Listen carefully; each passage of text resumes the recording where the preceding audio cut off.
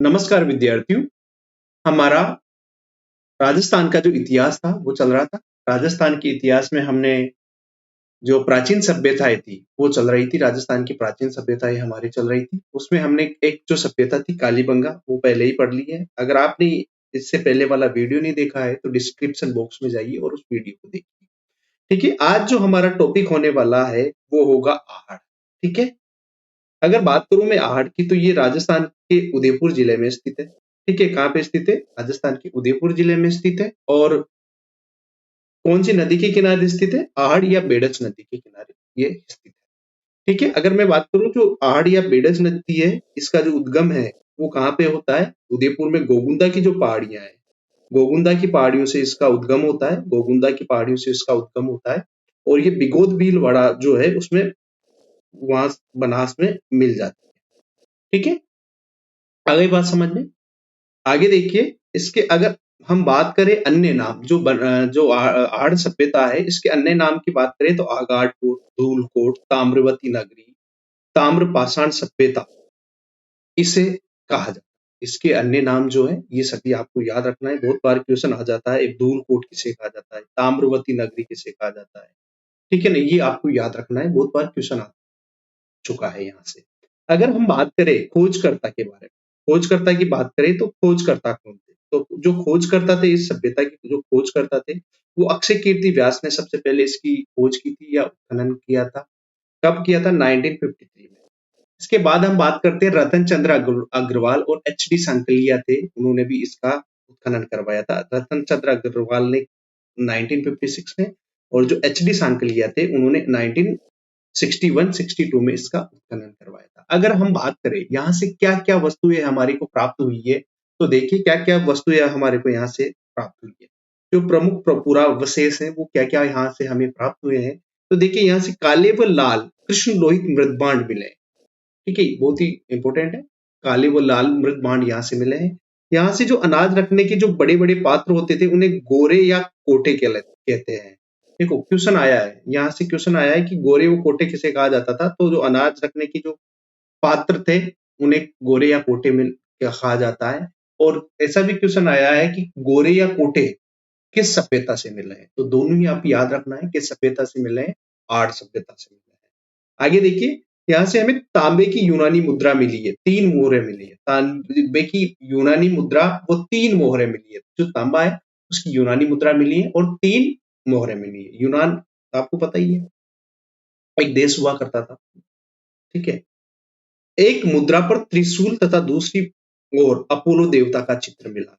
ठीक है, यहाँ से जो एक मुद्रा मिली है उस पर एक तरफ तो त्रिशूल बना हुआ था और एक तरफ अपोलो देवता का चित्र बना हुआ था। ठीक है, आगे देखिए, यहाँ से बनासियल बुल, जो बनासियन बुल है वो टेराकोटा की जो वृषभ आकृति थी वो हमारे को यहाँ से मिली है। चावल, तांबे की कुल्हाड़ियां, अंगूठियां, चूड़ियां, 2 मुंह का चूल्हा, ये सब हमारे को यहाँ से देखने को मिलते हैं। देखिए, एक मकान में 4 से 6 चूल्हे हमारे को प्राप्त हुए। जो एक मकान था उसमें 4 से 6 चूल्हे प्राप्त हुए हैं। तो हम जो इतिहासकार थे उन्होंने अंदाजा लगाया कि यहाँ पर संयुक्त परिवार प्रथा रही होगी। ठीक है, यहाँ से हमें यूनानी मुद्रा मिली है। तो ये हमारा आहड़ था। अब आगे देखिए बेराट।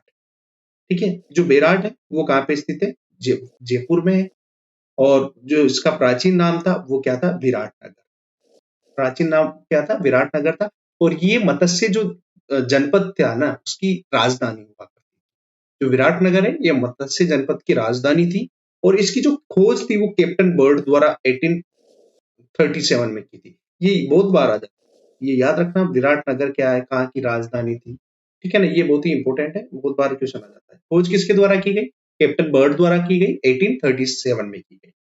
अगर बात करें उत्खनन की तो जो उत्खनन है दयाराम साहनी जी द्वारा किया गया था, 1936 1937 में किया गया। अगर हम बात करें इसके बाद जो नील रतन बनर्जी थे, कैलाश नाथ दीक्षित थे, इनके द्वारा भी इसका उत्खनन किया गया। ठीक है, अगर हम बात करें यहाँ से क्या क्या चीजें हमारे को प्राप्त हुई, तो देखिए यहाँ से जो अशोक का भापरू शिलालेख है वो प्राप्त हुआ है। और वो कहाँ से प्राप्त हुआ है? हमें बीजक की पहाड़ियां से प्राप्त हुआ है। यहाँ पर जो बीजक की पहाड़ी थी वहां से अशोक का जो बाबरू शिलालेख है वो हमारे को प्राप्त हुआ है। यहाँ से और क्या चीजें मिली है हमें? बौद्ध स्तूप मिले हैं, बौद्ध मंदिर जिसे हम गोल मंदिर कहते हैं वो हमारे को यहाँ से मिले हैं। अशोक स्तंभ तथा मौर्य युगीन साक्ष्य मिले हैं। जो मौर्य काल है, मौर्य काल से संबंधित यहाँ से हमें क्या मिले हैं? साक्ष्य मिले हैं। मौर्यकालीन साक्ष्य भी हमारे को यहाँ से प्राप्त हुए हैं। देखिए, इसका विध्वंस पूर्ण आक्रांता मिहिर कुल द्वारा किया गया माना जाता है। देखिए, इस सभ्यता का जो यहाँ की जो ये सभ्यता थी ना, इसका ऐसा माना जाता है कि इसका जो विध्वंस है या जो इसको समाप्त किया गया, वो किसके द्वारा किया गया? पूर्ण आक्रांता मिहिर कुल द्वारा किया गया। ठीक है, हम बात करते हैं यहाँ से हमें पंचमार्क सिक्के मिलते हैं। जो पंचमार्क सिक्के थे, ये भारत के प्राचीन सिक्के हुआ करते थे।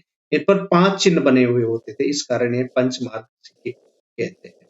ठीक है, यहाँ से हमें इंडो ग्रीक यूनानी शासकों की 28 मुद्राएं मिली है। यहाँ से हमें इंडो ग्रीक यूनानी शासकों की मुद्राएं मिली है, ये इंपोर्टेंट है। और यूनानी राजा मिनेंडर की भी हमारे को यहाँ से मुद्रा प्राप्त हुई है, ये याद रखना है आपको। ठीक है, संख लिपि के प्रमाण हमारे को यहाँ से प्राप्त होते हैं। जो संख लिपि थी उसके हमारे को यहाँ से प्रमाण मिलते हैं। इसके अलावा जो स्वास्तिक है उसका चिन्ह हमारे को यहाँ से मिला है, स्वास्तिक का चिन्ह भी हमारे को यहाँ से मिला है। ठीक है, अगली देखिए गणेश्वर सभ्यता।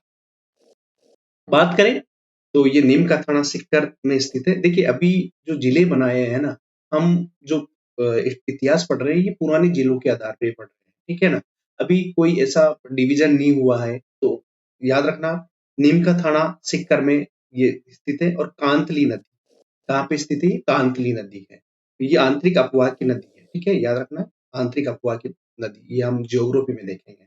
ठीक है ना, तो ये जो गणेश्वर सभ्यता है, ये सिक्कर में स्थित है। नीम का थाना सिक्कर में स्थित है और कौन सी नदी के किनारे? कांतली नदी के किनारे स्थित है।